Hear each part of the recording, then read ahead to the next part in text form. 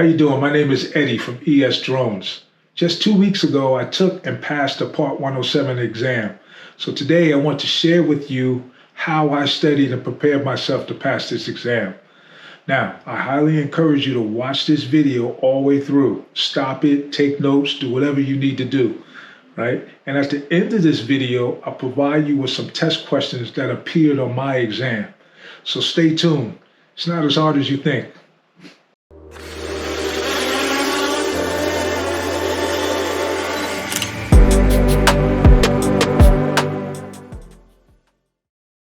Talk about the testing and certification process. What's great about this process is you get to choose the right study method for you. Either you can do a paid course online or you can do a self-study course. I did a combination of both. Later in the video, I will show you the live Zoom class I took at the University of Delaware. I also took the self-study course, King Schools. So whatever makes you feel comfortable, some people like live interaction, and that's all good. Now, once you start learning the material, search the internet for sample questions. I started taking practice exams even before I learned the material, as this works for me. It helps me focus my studying by identifying exactly which topics are giving me the most trouble. Also, I get used to taking tests again, as I haven't taken tests in years. I highly recommend looking at questions from King School to Drone U and Drone Law. All of these offer free and paid questions. For the most part, the free questions is all you need, but I'll explain why I paid later in this video. Now, before you take your test, you have to apply for a federal tracking number, or FTN for short. Right? You will get this issued right away when you fill out the Integrated Airman Certification Application. That's IACRA.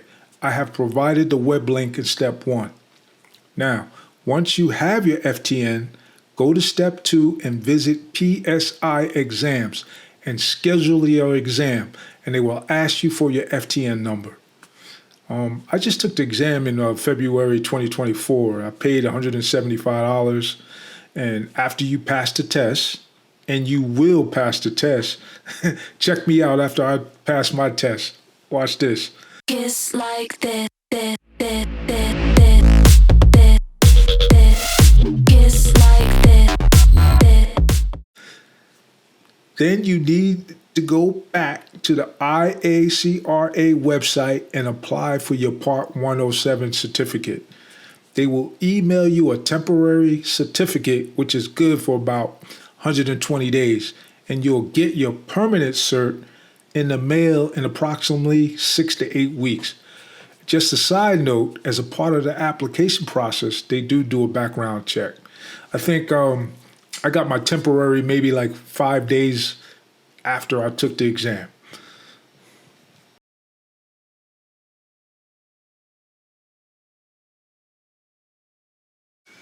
Now here are the numbers you need to remember for the exam.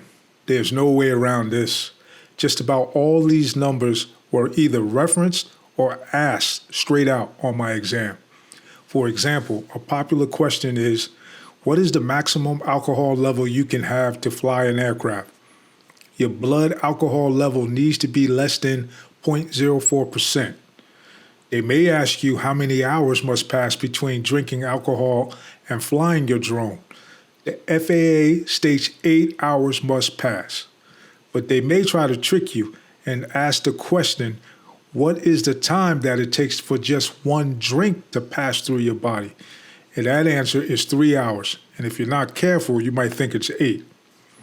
Another popular question that was on my exam is, what is the maximum time to report an accident with your drone to the FAA?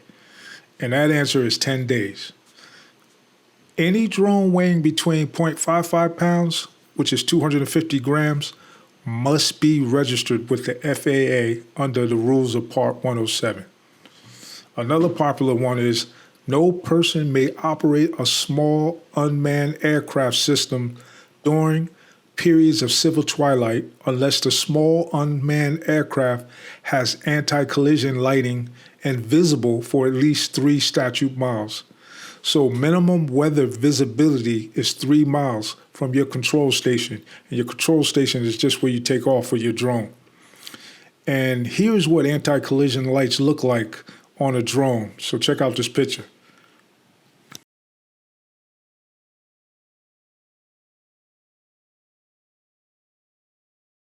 On the exam, they may use the words civil twilight. Just remember, civil twilight happens twice a day, 30 minutes before sunrise and 30 minutes after sunset. You can fly your drone during civil twilight, but you must have anti-collision lights I just mentioned before. Your drone must be between 0.55 pounds and less than 55 pounds. Not equal to 55 pounds, make sure you get this right, less than 55 pounds to operate under Part 107. And remember, this is at takeoff. Don't get tripped up on this question. 100 miles per hour or 87 knots is the maximum airspeed you can fly your drone. The exam may try to trick you and give you 100 knots as one of the multiple choice answers. Don't get tripped up. One of the most established rules as a drone pilot is that you can fly to a maximum altitude of 400 feet above ground. Is there a legal way to fly above 400 feet? Yes, there is. Take a look at this picture. As you can see, the structure is 1,100 feet above the ground. Under Part 107, as long as I am 400-foot radius of the structure, I can fly up to 400 feet over it. So in this picture, I can fly up to 1,500 feet max above ground.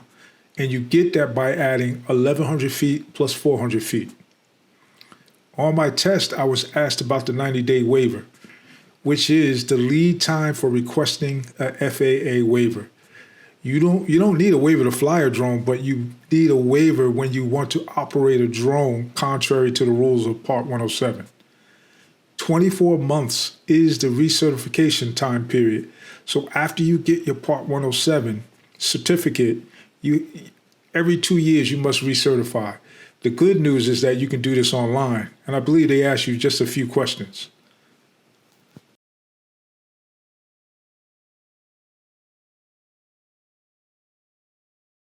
The University of Delaware. This was an excellent class. The instructor I had, she was an active professional drone pilot. The class was a live Zoom session. The course itself was 3 days from 8 a.m. to 1 p.m. So if you like live instructions and like to ask questions, take a course like this. Now, keep in mind, live courses tend to cost more money. So if your job is paying for it, this would be a good option. For an example, this course was $395. Now, King Schools, which is a self-study option, right? I paid for this out of my own pocket. And as you can see, the cost for this course was $129. And this is a great, great, great self-study option. I took this class because you have all the information in one location. I'm not searching around the web looking for different topics. Also, topics that are giving you trouble the most, you can go over and review. And each section has a test. And once you finish all the topics in each section, you can take a practice exam. And that practice exam simulates the actual exam, and it's even time. Now I know you can search YouTube for the same information, but I wanted to make sure I was studying and learning accurate information. And the King School founders are well respected throughout the industry.